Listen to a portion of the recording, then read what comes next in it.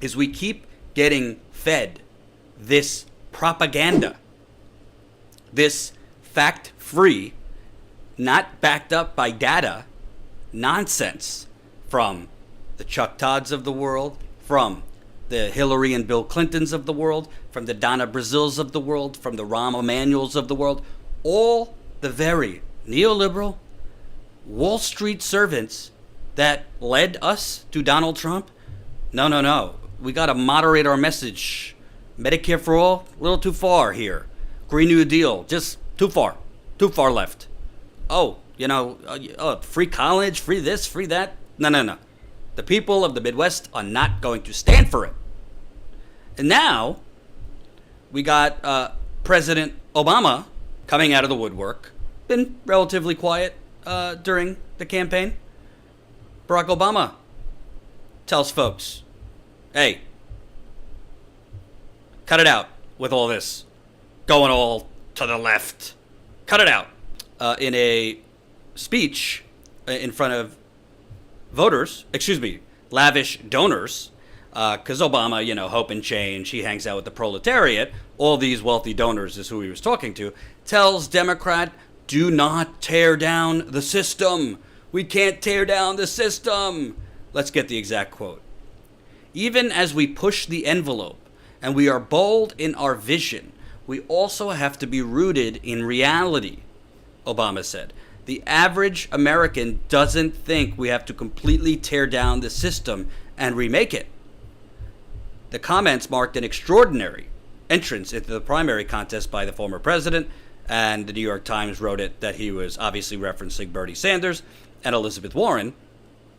And he went on to say, I don't think we should be deluded into thinking that the resistance to certain approaches to things is simply because voters haven't heard a bold enough proposal, and if they hear something as bold and as possible, then immediately that's going to activate them. So basically, Barack Obama is meeting with lavish, wealthy donors to calm them down, because apparently they don't think 20 candidates is enough. These donors want, we need Bloomberg to jump in. Now we got Deval Patrick to jump in, who there's no reason for Bloomberg or Deval Patrick to be in here, but they're jumping in. For all we know, Jeff Bezos might jump in the race pretty soon, because they don't like that Bernie Sanders is competitive in these polls, and we're going to get into the polls. They don't like it. But what I find so interesting about this, and I don't hear any corporate outlet mention this, and I also don't hear many independent outlets mention this. When Barack Obama says, even as we push the envelope and we are bold in our vision, we also have to be rooted in reality. The average American doesn't think we have to completely tear down the system and remake it. The reality does not back up what President Obama is saying. The reality is Hillary Clinton was not the only Democrat who lost to Donald Trump in 2016. And this is not talked about, and I don't understand why. Barack Obama lost to Donald Trump in 2016. Hillary Clinton was essentially running as the third term as Barack Obama. Hillary Clinton was essentially running as the third term to exactly that incrementalist, trim around the edges. Change comes, in small increments. We have to think big, but also be rooted in reality. This very mindset, this way that Obama actually governed, is exactly what lost. Donald Trump, who was completely full of it, I covered it on the road. Donald Trump, who fed, workers and people in the Midwest a lot of hot air. Donald Trump said, tear down the system. Donald Trump said, we are ending the wars. Donald Trump said, we're bringing the jobs back, repealing NAFTA. Donald Trump called for tearing down the system. And he won in the same states, Michigan, Wisconsin, Pennsylvania, Ohio, that all these idiots on corporate media, all of these disgraced Democrats who were responsible for Donald Trump getting elected. He won by running on the thing that Obama is telling you and the media is feeding to you, that if you do what Trump won based on, tear down the system, anti-establishment, basically a lot of what Trump was talking about was going left. If you do that, we're going to lose. Even though Trump is the symbol that if you do that, you're going to win. And I don't want to be confused. I'm not actually saying Trump represents going to the left. I'm not saying Trump represents tearing down the system. Obviously, he's corrupt, rotten, racist, evil, and I want to defeat him. Just because I don't cover Trump 24/7 doesn't mean I don't find him a serious threat. It means I think there's other things to cover that's super important. Donald Trump, yeah, he said in an interview, this isn't a very Republican thing to say, but everybody has to be covered. He said in interviews, America can't be the policeman around the world, and we're going to get out of all these countries, right? He spoke at rally after rally. I'm taking it to Goldman Sachs. I'm taking it to this. I'm reopening the factories, this and that. Donald Trump did not run on small changes. Donald Trump did not run. I'm just talking verbally. It's not like he actually followed through on any of this. Donald Trump did not run on being rooted in reality, as Obama says. Donald Trump did not run on giving people, middle of the road strategies like, let's do a public option in year 1 and then work our way up to Medicare for all. Talking to you, Elizabeth Warren. Donald Trump run on, we need to blow this thing up. And that sentiment